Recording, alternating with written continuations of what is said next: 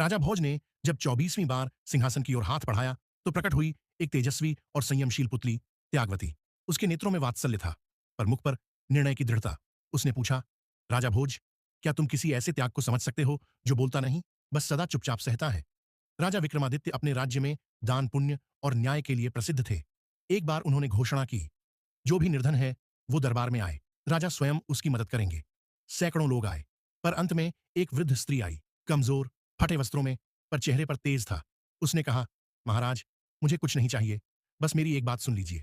उसका निवेदन वृद्धा बोली, मेरे बेटे की मृत्यु युद्ध में हुई थी। वह सिपाही था, पर नाम दर्ज नहीं था।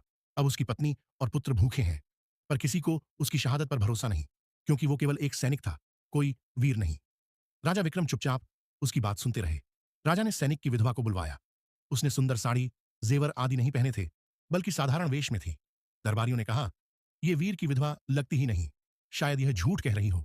राजा विक्रम बोले, तो क्या वीरता वेशभूषा से आती है? उन्होंने महिला से पूछा, क्या तुम अपने पति के लिए कुछ भी दे सकती हो?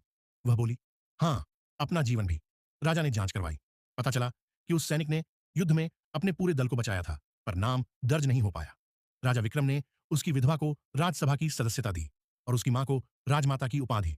उन्होंने कहा, जिस त्याग पर राज्य खड़ा है उसे सिंहासन से कम मत समझो। राजा भोज, क्या तुम भी किसी ऐसे त्याग को पहचान सकते हो जो प्रसिद्ध नहीं पर सच्चा हो? क्या तुम किसी स्त्री के मौन बलिदान को राज्य की नींव बना सकते हो? यदि नहीं, तो यह सिंहासन तुम्हारे योग्य नहीं है। त्यागवती यह कहकर अदृश्य हो गई।